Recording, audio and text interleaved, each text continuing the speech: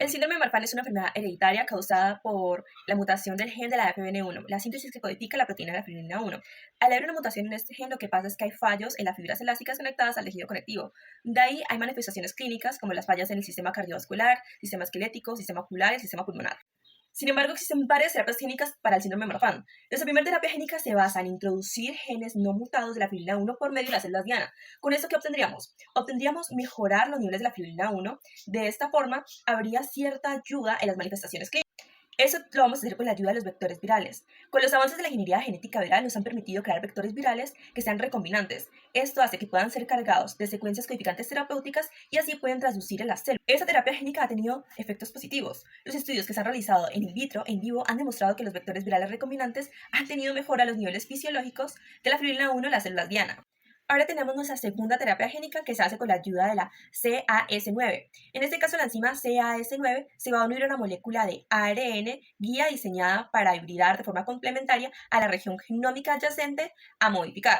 Al unirse a la nucleasa CAS9 es reclutada, de forma que se va a aportar una molécula donadora con la secuencia concreta. Así la maquinaria celular lo que hace es una reparación utilizando esta plantilla para reparar la parte del corte, mediante una recombinación homóloga, incorporando así pues su versión no mutada o la secuencia correcta. ¿Cuál es la eficacia de esta terapia génica hecha con el método del CRISPR-Cas9? Los estudios en vitro y también los estudios in vivo han demostrado que el CRISPR-Cas9 puede corregir de manera totalmente definitiva y altamente específica la mutación puntual responsable de la patología, directamente en su ubicación natural del gen de la FBN1. Los componentes del sistema CRISPR pueden ser introducidos en las células diana in vitro o in vivo, usando así también lo de la primera terapia, o sea, los vectores virales, demostrando la capacidad para rescatar los niveles normales de la FBN1, o sea, la fibrina 1, y la función de las fibras elásticas. O sea, sí han habido estudios que han comprobado que pueden volver a mejorar los niveles fisiológicos de la FBN. Nuestra tercera terapia es la terapia mediante los SSO, o llamada la terapia antisentido mediante el SSO. Esta terapia lo que hace es una estrategia que busca revertir todo este splicing anómalo con los oligonucleótidos modulares del splicing, o sea, SSO. Los SSO son pequeñas secuencias sintéticas de ARN o también de ADN que se diseñan para hibridar de forma complementaria los elementos reguladores del splicing del pre-ARNM. También podemos saber cuál es la eficacia de esta terapia por medio de los SSO. Justamente para el síndrome de Marfan se han logrado identificar que los SSO son capaces de promover la inclusión de los exones críticos de la gen de la FBN1 que han sido eliminados debido a las mutaciones puntuales o también pueden ser eliminados mediante las mutaciones intrónicas o exónicas de los pacientes. Esta es nuestra última terapia génica para el síndrome de Marfan. En este caso vamos a hablar sobre la terapia basada en microARN o también conocido como los miARN. Los miARN son pequeños ARN reguladores que no son codificantes que pueden unirse a regiones como la 3'UTR de ARNM, diana e inhibir su traducción o su estabilidad. También hay una eficacia para esta terapia con los microARN, ya que debido a la administración de moléculas sintéticas de estos miARN, hay una sobreexpresión mediante los inhibidores antisentido y de esta forma podría restablecer los niveles de los miARN y normalizar los niveles de la fibrina 1. En la variante 1 se describe una mutación puntual en la proteína 1UZJ, donde se cambia un residuo de cisteína por uno de glicina en la posición 47. Este tipo de mutación, donde se sustituye un aminoácido por otro, se conoce como mutación missense. Esta puede tener efectos en la estructura y el funcionamiento de la proteína al alterar la secuencia de aminoácidos. La cisteína es un aminoácido polar que puede formar puentes disulfuro, mientras que por otro lado la glicina es un aminoácido apolar mucho más simple y flexible. Al reemplazar una cisteína por una glicina en la posición 47, se obtuvo la siguiente mutación. Esto puede hacer que pierda la capacidad de formar un puente disulfuro en esa posición de la cadena polipeptídica o también puede provocar cambios locales en la estructura terciaria de la proteína si este puente disulfuro era importante para darle estabilidad o algún dominio.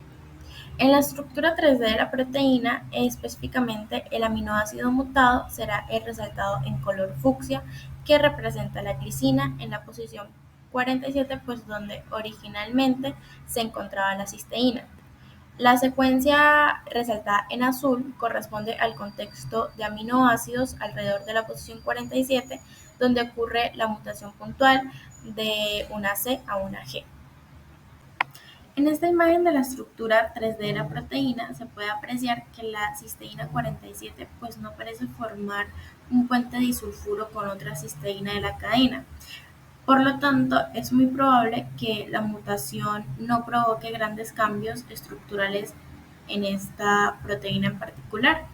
Bueno, en la variante número 2 pudimos destacar o pudimos observar que aunque la estructura como tal del gen era muy parecida, tenía secciones en las cuales se destacaba que de pronto habían secciones en las que eran un poco más gruesas o los bucles terminaban un poco más delgados, entonces no eran como tal unas diferencias que se pueden ver a simple vista, sino eran más como tal detalladas.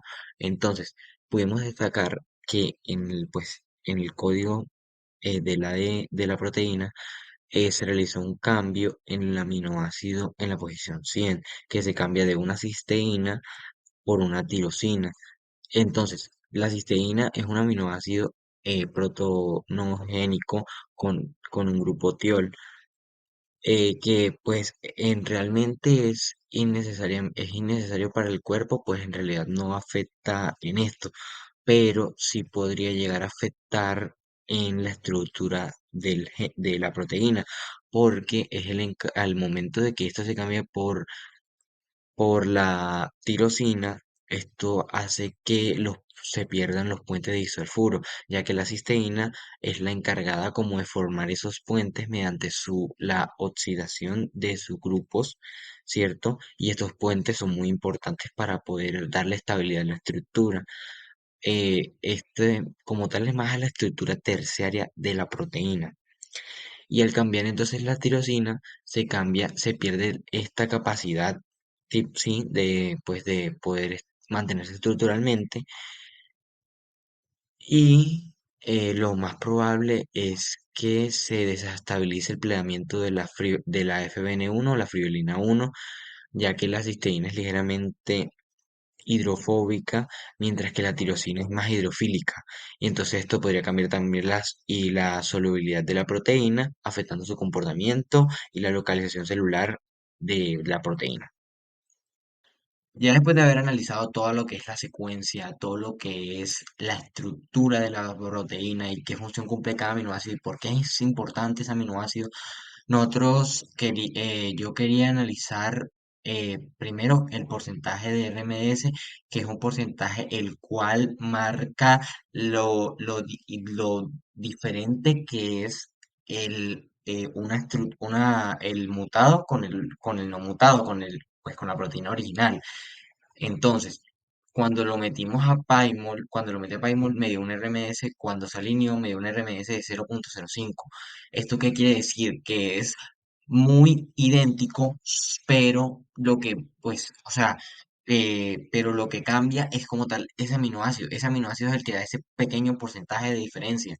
Entonces, como tal, ahí estaremos viendo dos proteínas diferentes y eso es como tal. El código lo obtuvimos mediante Clustal Omega.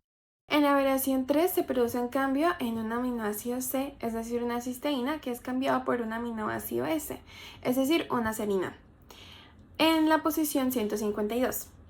La cisteína es un aminoácido polar e hidrofílico que usualmente se encuentra en los puentes disulfuro, mientras que el aminoácido S, una serina, es también un aminoácido polar pero usualmente se encuentra en los puentes de hidrógeno. Este tipo de mutación se la conoce como mutación con cambio de sentido, que sucede al cambiar un único nucleótido que puede provocar un cambio en la proteína resultante. En la primera imagen podemos ver que la estructura 1UZJ se encuentra de color verde, mientras que la variación número 3 se encuentra de color amarillo. En la siguiente imagen podemos encontrar la mutación de una cisteína a una serina. Como dije anteriormente, la cisteína está más bien encargada de los puentes de disulfuro, mientras que la serina puede estar encargada de los puentes de hidrógeno, por lo que se puede producir una mutación que podría afectar la proteína resultante.